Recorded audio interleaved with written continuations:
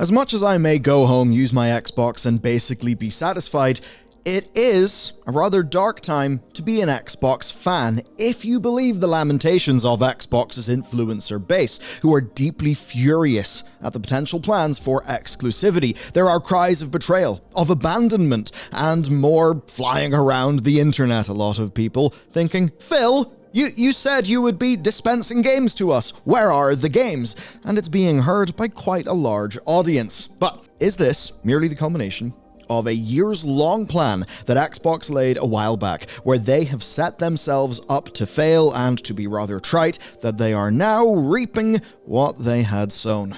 And speaking of that, well, I've got a seed you should sow. Today's sponsor. There ain't a sponsor, but you can still help us. Hitting the subscribe button essentially gives the algorithm a happy signal. It would really help me out if you subscribe to the channel. Most of our viewers actually aren't subscribed. It's just part of how YouTube works these days. But that gives the algorithm a happy signal, and that means it'll spread our content to more people, and that really helps. Same with the like button. Those things actually do make a dent. They're a great zero-cost way to support the show. It'll take 3 seconds, maybe 5. My end of the bargain, of course, is I will bring my A game to this show, and I'll also bring my A game to supporting the team behind this show as best I can, so that we can bring you the best news, the best research. That's our ambition. Thank you for your support, and let's go. This really is quite the story. Now, your TLDR, just so you're caught up, is that there are rumors swirling around that Xbox is essentially considering letting go of a lot of their exclusivity plans, doing things like putting major games over in PlayStation, because hey, Starfield will sell copies in PlayStation, and as much as Sony will be happy enough to take a 30% of that, Xbox, will want that 70% because overall, well, they're trying to make money out of gaming, not just out of consoles. This is, of course, amidst a backdrop of Xbox console sales being weak. The statistic that really shocked me personally is that in the year 2023, the Xbox Series S and Series X, in fact, underperformed the trend of the Xbox One. Now, of course, the Xbox One was a rumbly era. You had to buy it with a Kinect at the start. It had this entire ambition, as laid out, of course, by Don Matrick, a bit of a gaming villain, or at least notable figure. Well, it would actually be taking over your whole home console, your whole everything. You'd be watching TV on it. That is how bad the launch of the Xbox One is. But even with all those problems, the Xbox One did have one thing going for it, and that is the Xbox 360 was damn successful. Problem is, though, the Xbox One struggled. Its follow-up has also struggled. So all of those things are rather grim for Microsoft. Their whole point had been to absolutely hammer home that they were Xbox, not just a console, but Xbox, a platform everywhere, on your phone, on cloud, on PC. And in fairness, they made moves towards that. Instead of doing a Fire Stick-like device, now you can just get Xbox streaming pre-installed on your TV. We got a new TV recently, and it has Xbox streaming stuff built in. But even with all of that, they're clearly losing. Something that makes us think of Sega and the Dreamcast. The Dreamcast actually had some really, really cool games, but ultimately what happened is Sega, with hardware dwindling, they moved into being a software company. That might seem odd for Xbox, but remember, they are a part of Microsoft who do specialize in software. So the idea then that the exclusivity could be going away, that's actually led to some people thinking, oh my god, will there even be an Xbox next time? What's going to happen? The reason why this has led to some very, I would say hilarious scenes online, well, fandom. And a specific strategy that Microsoft really have been driving home since the Xbox One launch. They have been going directly towards the creation of fandom, one built around their brand and of course designed to get people to pledge their loyalty to that brand, not just to simply use that brand's products. The idea that you don't play Xbox, you love Xbox, that you, dear gamer, bleed green. As an example, take a quick look at the language in this post that they did. Over 92 million views. Fans made this the most watched Xbox show ever. And look, to you and me, this is just a brand talking the way that a brand does. But to a lot of people who bought into Starfield thinking that it would be the next Skyrim, who maybe look at some of those PlayStation games and think, oh, that's a real shame that I don't get to play that game. But hey, the good times are coming. Phil is about to dispense and the amazing games will be there. And of course, there has been disappointment after disappointment, underperformance after underperformance. And while some of this language that is constantly used so much in Xbox communication may, to you or me, just be marketing stuff, to them, well, actually, that's kind of something that they believe. And there's many reasons for that. One of them is just the idea of, hey, video games, great, I love them. I love these ones, and I love how they're doing it. Because look at so much of Microsoft's speech. It's been about access to games. You know, more access in more places. It's all really sounded quite good. Even if you were to look at their social media platforms, you see Xbox are way more banterous. Even just going through their replies, they have a tone, and I think it's a really, really successful one. The problem, of course, is what happens if you do all that marketing and you create that relationship, but then the people feel rather betrayed. This is where I'm going to go to a very scathing bit of James Wood's write-up from the recent layoffs from Xbox. He says this: "It's the ideation endgame of the console wars, a term I felt physical pain just typing. Us and them, blue and green, no one seems to mind what the red does. The Xbox community and the rest. This divide is one of the oldest tricks in the playbook, but Xbox has infused it with contemporary internet language and cozy vibes. How do you do, fellow children? In a kitten sweater and RGB headset, it ceaselessly pumps out gimmick hardware, ranging from controllers to mini fridges to toasters. I mean, hey, if you want to give me the Xbox fridge or the Xbox toaster, I will accept it." Anyway, James goes on to say, "It uses free marketing arms like the Xbox MVPs to push them, reassuring everyone involved that not only is Xbox in the joke, but so are you. Its social media presence is awash with cutesy community affirmations and gamer-first hashtags."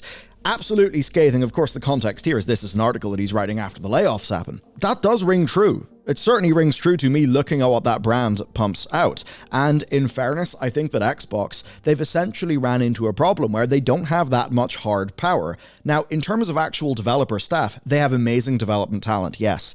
But as compared to Sony, well, Sony has had the bangers. Xbox has, not had the bangers. And that's what takes me to the thing that I think Xbox have done really well up to now, and that is soft power. Now, there's a difference between soft power and hard power. A really good example of hard power is, hey, here's a load of tanks and dudes with guns. An example of soft power is, look at that, everyone loves, The King and Doctor Who, right? You know, British cultural things. That's the kind of idea of soft power. It's that like stuff in the mind, in the culture. And that's what Xbox has, I think, done so well.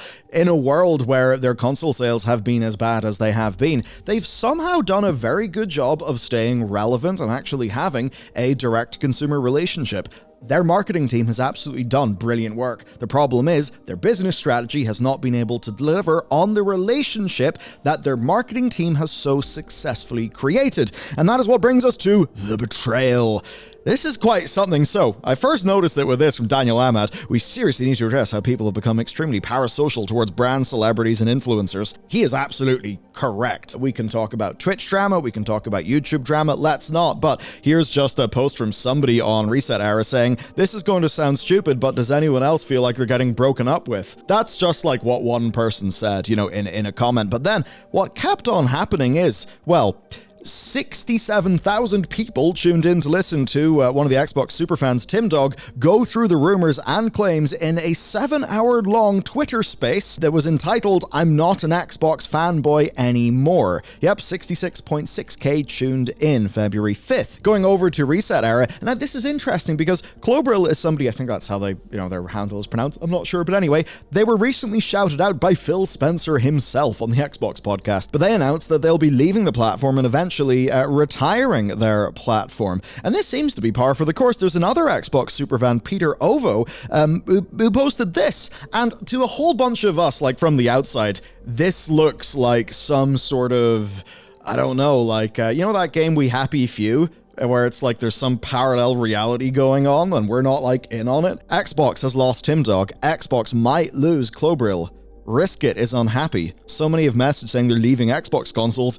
This is a nightmare. Now, again, is this what I feel to be a rational way to just react to a brand? I would say no, but it can be understood. Because think about how Xbox manage their community, manage their Twitter, all of those things. And I'm not saying that's an overtly evil plan. I'm saying that is a very sound soft power strategy that was very well executed by very talented, well put together people who work at Xbox, and they did their job really well. And when they are just having banter running the company accounts, I'm sure that is genuine from those real people. And that does mean that even though this is all in service of a brand, it is fundamentally powered by people having a bit of a connection with each other. And that's how you end up with a situation like this. Now, as for our take in the entire situation, I and we, as a team, we think that Xbox are essentially taking a very realistic look at where they are with the console competition. I think they've realized that with their new plan, they just can't win. I mean, you buy Bethesda, you get Starfield, you're thinking, okay, great, this will be the next Skyrim, the next Fallout, we're going, we are bussin', apparently, as they say. And what happens? Well, Starfield does sell super well. I think it's like the 11th overall this year, if memory serves, from 2023 sales. But it probably could have been more than 11. It would have been more if it was out on PlayStation. It would have been more if it was a better game. But I think the bit that will really sting is that with Starfield as a console exclusive system seller and Game Pass platform seller, they still had very weak hardware sales in spite of deep discounts and all of these things that should be going in their favor. That is the bit that is just really rough, because even when you have a big new Bethesda RPG, well, turns out you've got Tears of the Kingdom, Mario and stuff like that, and the Nintendo Switch is still absolutely insane with its sales. So ultimately, this is a business move. Look, Sega, they went away from consoles, and that maybe means there's a humongous pie they don't have right now, but what do? They sell video games, and they may not always have the best time doing that, but certainly looking at Xbox, looking at all the studios that they own, we can all see that they could easily have a pretty damn good time just selling video games. That said, they have got strengths as an organization in artificial intelligence, in cloud computing, so they'll want to leverage those things to defeat Sony, because Microsoft is essentially saying, okay, well, the next 10 years, the next 20 years will be defined by AI and cloud. So, you know what, Sony? Fine. Have your consoles, we'll make money in those, and while that's happening, what are we going to do? We're going to be there in cloud, and we're going to try to, spread their tendrils into the future, while Sony is happy making, a lot of money, a lot of success right now. And of course, this change in plan means that people who are bought into the old plan feel pretty damn bad. And ultimately, that's just how it works with fans. We've all forgotten, like fandom. Fan. What is fan short for? It is short for fanatic. And that is a fairly extreme statement, but sometimes it is actually apt. What happens is fans acquire capital by showing that they have bought into that fandom. Things like buying merch, having all seasons of a show on physical media. The more of that kind of fandom capital you have, the bigger the fan you are. The more you're actually bought into that whole ecosystem. There is another angle to it though, and that is, so there's, buying sort of that fandom capital. Another side is creating fandom capital. When I say capital, I just mean your sort of like resources, your kind of clout, etc. within a given community. Fan art, fan scripts, fan music, all of those things. Those get a lot of buy-in with fellow fans. They end up being our super fans, such as the ones we talked about a little bit earlier. And ultimately for Xbox, this is how they are now reaping what they sowed, but very much it's not the harvest that they hoped it would be. They hoped that this would be a very strong harvest where these super fans would be leading the charge on how damn amazing Starfield was, how you'd need to get an Xbox to play it, or at least, do the stuff in PC, but that's not happened, and instead, their vanguard has flinched. Their vanguard is no longer charging into the fray. And that's going to mean, sort of, socially, that the people who should be rallied and inspired by those superfans are now going to have their confidence shaken. It's a fascinating situation.